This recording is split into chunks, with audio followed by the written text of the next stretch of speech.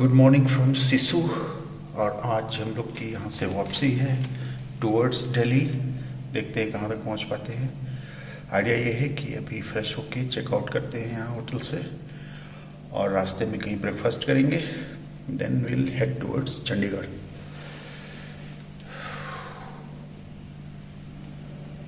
ये है रूम के विंडो से व्यू। यहाँ गोभियाँ ढेर सारी लगी हुई हैं और इनकी सिंचाई चल रही है स्प्रिंकलर से। ये है गाड़ी की दशा, काफ़ी ख़राब हो चुकी है, वॉश कराना पड़ेगा। ये है होटल हॉबनॉब शिखर बे सिसु। अच्छा होटल था हम लोग की नाइट स्टे के हिसाब से। मोस्टली होटल्स हम लोग ने जो भी लिए वो नाइट स्टे के पॉइंट ऑफ व्यू से लिए, एक्सेप्ट ले जहाँ पे हमने 2 नाइट स्टे किया। बाकी सब जगहों पे 1 नाइट स्टे था और दिन भर घूमते थे, रात में होटल लेके सो जाते थे। सो बहुत ही अच्छी सर्विस या बहुत ही अच्छा सराउंडिंग व्यू, इन सब चीज़ों के चक्कर में हम ज़्यादा नहीं पड़ते थे। रीज़न बीइंग कि सिर्फ रात में सोना होता था हमें।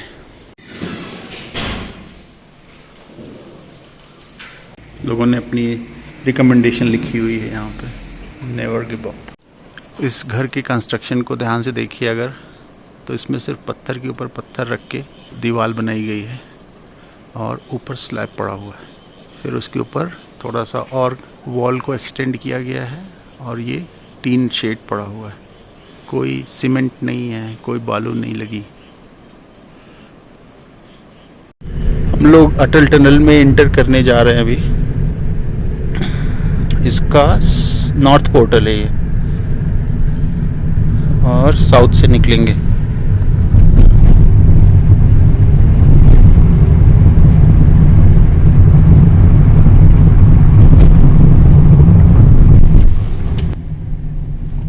स्टाफ और चेकिंग कोई नहीं। स्पीड लिमिट करना 40 का मतलब 40।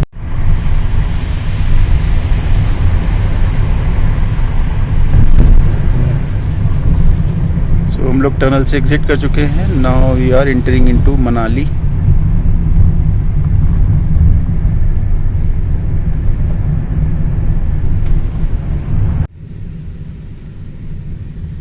अरे जन्माष्टमी है ना बाबा, 3 दिन की छुट्टी भी है अभी। आज कौन करेंगे, फ्राइडे तो।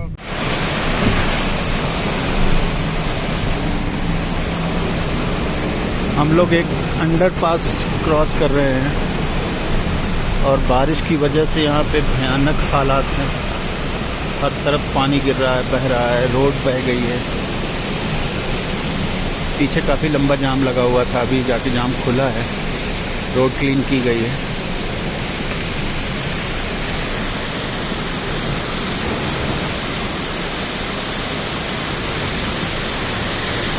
पहाड़ों की खूबसूरती का एक चेहरा ये भी है।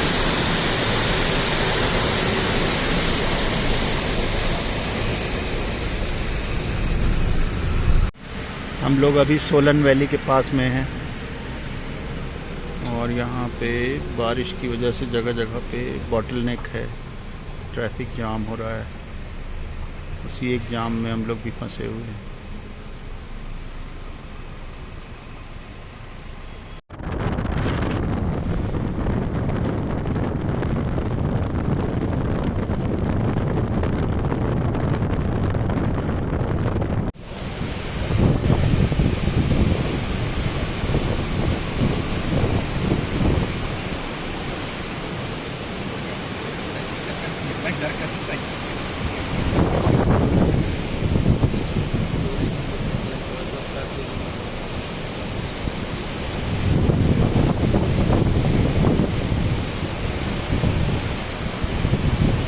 अभी हम लोग ब्रेकफास्ट के लिए रुके हुए हैं यहाँ पे। आनंद रेस्टोरेंट है,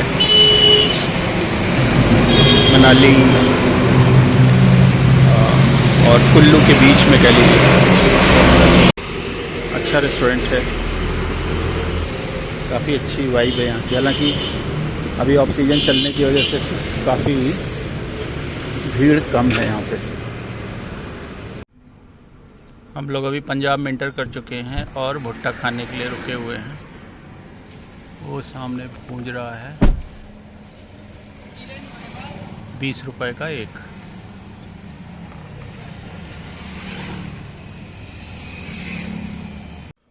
उस समय रात के 2:30 बजने वाले हैं और सिसु से निकल के हम वापस गाजियाबाद पहुंच चुके हैं।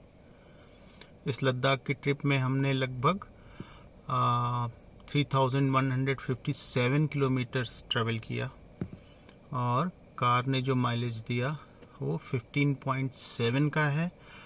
इसका एवरेज और अच्छा हो सकता था, बट आज हमने काफ़ी ज़्यादा डिस्टेंस कवर करने की कोशिश की, इसलिए थोड़ा एवरेज इसका ख़राब आया है। 16 तक तो आ जाना चाहिए था, जहाँ तक मेरा गेस है। सो हम लोग 15 अगस्त को निकले थे और आज 24 अगस्त है, विच मीन्स कि हमने लगभग 10 दिन दिए इस ट्रिप को। इनिशियली प्लान ये था कि हम 25 तक वापस आ जाएंगे, बिकॉज 25 इज संडे, बट एक दिन हमने सेव कर लिया and we have reached home earlier. एक पास जो हमने मिस कर दिया या हमने छोड़ दिया वो था ओमिंगला, और काफ़ी मतलब कह लीजिए तूफ़ानी दौरा रहा। एक तरह से हमने पूरे लद्दाख की रेकी कर ली है। अब दोबारा कभी अगर जाना हुआ विद फैमिली और फ्रेंड्स तो हमें पता है कि हमें क्या देखना है, कहाँ जाना है, कहाँ रहना है। और it was a great trip in terms of learning, understanding a different terrain, a different culture, और भी इसकी डिटेल्स मैं निकालूंगा। और जो इस कार का डैश कैम मैंने लगवाया था इसकी क्लिप्स भी निकालूंगा, और उसमें से कुछ अच्छी पार्ट्स को, कुछ बहुत ही इंटरेस्टिंग पार्ट्स को भी आपके साथ शेयर करूंगा। अब टाइम आ गया है कि इस फ्लैग को लगाया जाए। इस शुभ कार्य को करने के लिए हमारे साथ बच्चे हैं, और ये ऐसे इसको जो है यहाँ पे बांधो ऐसे, ठीक है, स्ट्रेट नॉट लगा देना है।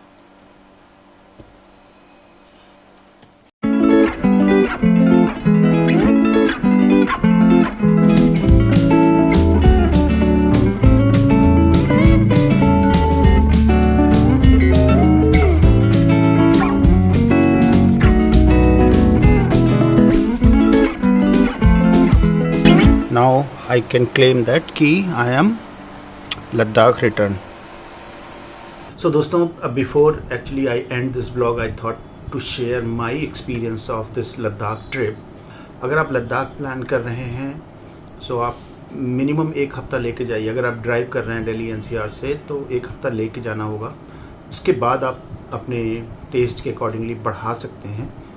हमने 10 दिन का ट्रिप प्लान किया था, फिर भी कुछ जगहें छूट गई, हम नहीं जा पाए। और अगर आप लद्दाख प्लान कर रहे हैं तो ज़्यादा सोचने की ज़रूरत नहीं है। You can straight away start driving from home. हमने तो पूरा सर्किट कंप्लीट किया है। मैं मैप आपको डालता हूँ लोकेशन का, जहाँ जहाँ पे भी हम लोग गए थे। आप जम्मू की तरफ से जाके श्रीनगर होते हुए और उधर से भी वापस आ सकते हैं, या फिर आप पूरा एक सर्किट कंप्लीट करके मनाली की तरफ से एग्ज़िट ले सकते हैं। डिपेंडिंग अपॉन आपके पास कितना टाइम है, आप बहुत ही कंफर्टेबली लद्दाख घूम सकते हैं। रोड कंडीशन बहुत ही अच्छी है मैक्सिमम केसेस में, और जहाँ नहीं अच्छी है वहाँ टनल का वर्क चल रहा है। जैसे जो जिला में टनल का वर्क चल रहा है, और भी कुछ जगहों पे टनल का वर्क चल रहा है for the connectivity, for the better connectivity. But nature beauty, culture, people, food, ये सारी चीज़ें अगर आपको एक्सप्लोर करनी है तो still Ladakh is the best place to visit. तो लद्दाख एक बहुत ही अच्छा खासा बड़ा स्टेट है, और किस लेवल की आपकी एक्सप्लोरेशन की इच्छा है उसके बेस पे डिपेंड करता है कि कितना टाइम लगने वाला है। आप जाने से पहले मैंने भी एक लंबी सी लिस्ट बनाई थी कि इन लोकेशंस पे जाना है, यहाँ पे घूमना है। बट तो फिर लिस्ट को मैंने साइड में रख दिया। मैंने सोचा जहाँ पे भी जा रहे हैं एटलीस्ट उसका एक रफ आइडिया हम लेते जाएंगे, और बहुत ज़्यादा एक्सप्लोरेशन के उसमें नहीं जाएंगे। जस्ट हम लोग जो जो जगहें कवर कर लेंगे उनको हम मैप में एटलीस्ट प्लॉट तो कर सकते हैं। एंड देन लद्दाख ऐसी जगह नहीं है कि जहाँ पे आप एक बार जाके और सोचे आपने लद्दाख कर लिया। जैसे जैसे आप चीज़ों को जानने लगेंगे वैसे वैसे आपका इंटरेस्ट और जागेगा वहाँ की, मतलब वहाँ की टेरेन को जानने का, वहाँ की वाइल्ड लाइफ को जानने का, वहाँ के खानों को जानने का, कल्चर को जानने का, लोगों को जानने का। बहुत ही स्वीट लोग हैं लद्दाख में। मिनिमम आपको 1 हफ्ते का तो टाइम लेके जाना होगा if you are planning to visit at least few key locations. Key locations का मतलब मैं बोलूँगा लद्दाख में सबसे पहले लेह है, लेह के बाद पेंगोंग है, फिर और भी लेक्स हैं, सोमोरेरी है, और भी 1-2 लेक्स हैं जो कि मतलब थोड़ा लेस पॉपुलर हैं, जिसकी वजह से लेस क्राउडेड है। ऐसी भी जगह हमने देखी जहाँ पे भी पूरी लेक के आसपास कोई था ही नहीं, कोई मतलब पॉपुलेशन नहीं थी। पॉपुलेशन तो जाने दीजिए, टूरिस्ट तक नहीं थे।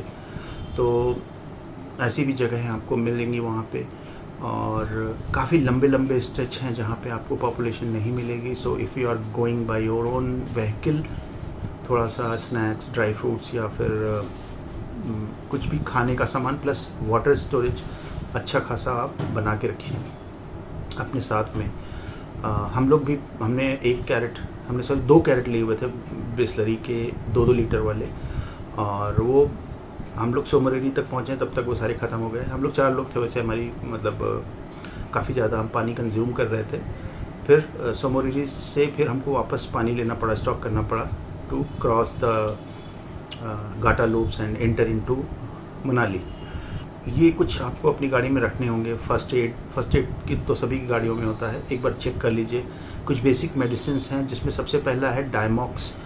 जो हायर अल्टीट्यूड पे लोग जाते हैं उनको कभी कभी ब्रीदिंग की प्रॉब्लम होती है ऑक्सीजन लेवल लो होने की वजह से। अगर आप डायमॉक्स रखते हैं अपने साथ में तो आपको वो प्रॉब्लम फेस नहीं होगी, स्पेशली उनको जो कि डायरेक्ट फ्लाइट से जा रहे हैं, सीधे लेह में लैंड कर रहे हैं।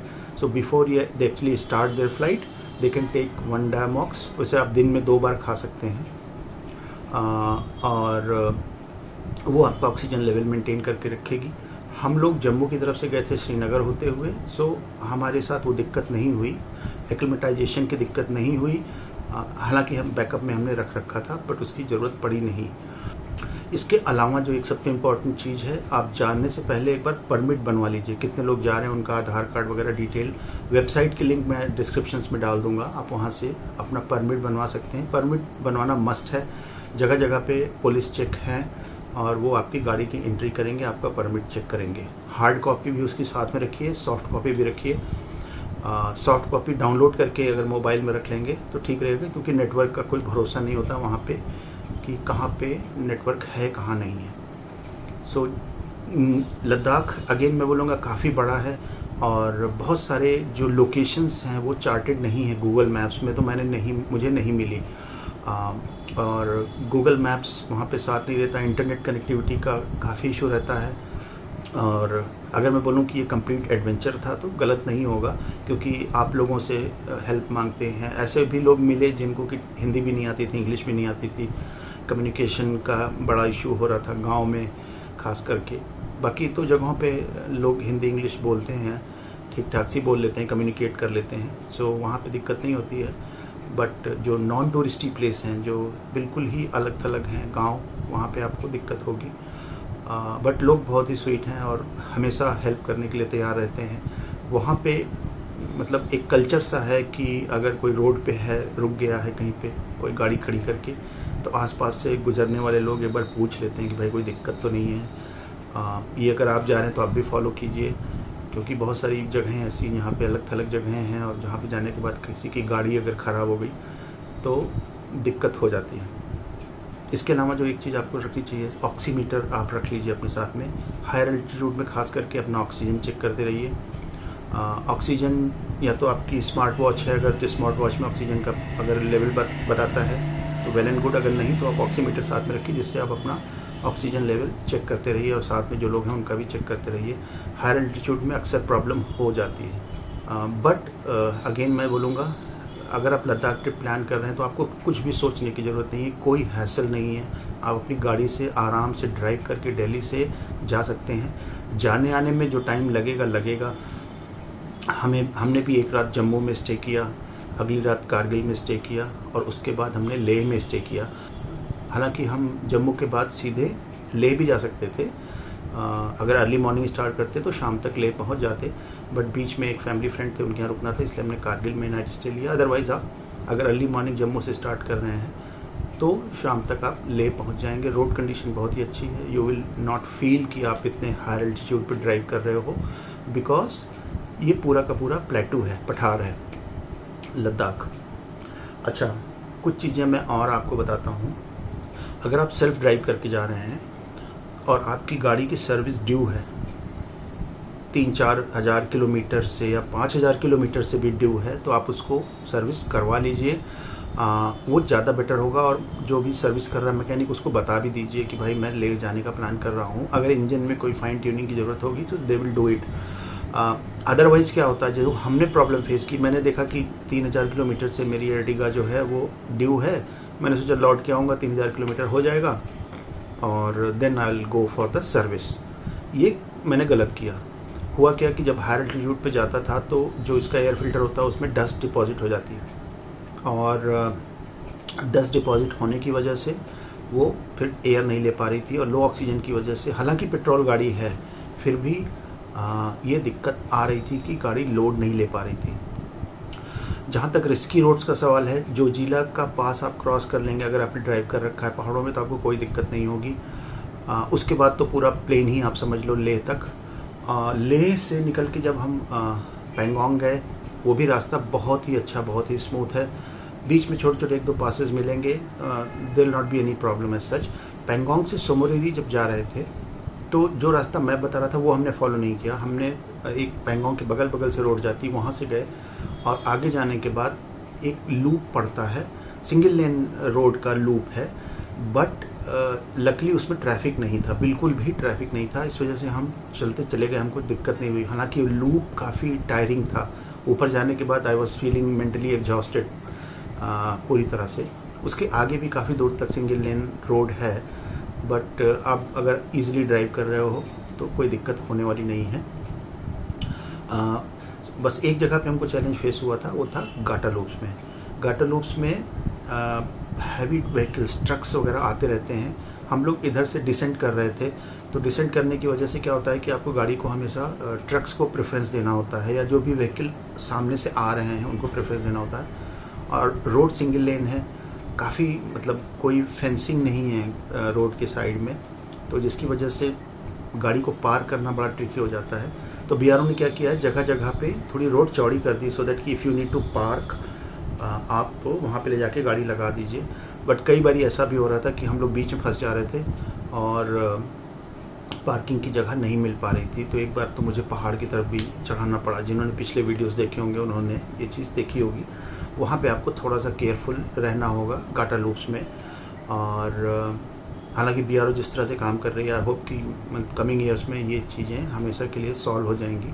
सो ये थी कुछ जो मेरी लर्निंग थी, मैंने सोचा कि आपके साथ शेयर कर दूं, सो दैट कि अगर आप प्लान कर रहे हैं तो ये चीज़ें आप प्रिपेयर कर लें पहले से। इसके अलावा आपको कुछ सोचने की ज़रूरत नहीं है। जितना हो सकता है लोकल, और प्लस आर्मी है वहाँ पे, तो आपको सोचने की मतलब हेल्प के लिए सोचने की ज़रूरत नहीं पड़ेगी। सो इसी के साथ मतलब ये ट्रिप और ये ब्लॉग भी ख़त्म हो रहा है। कमिंग वीक में कुछ नया एडवेंचर, नया एक्सप्लोरेशन फिर करेंगे। सो कमिंग फ्राइडे 7:30 PM फिर मिलेंगे। तब तक के लिए बाय बाय।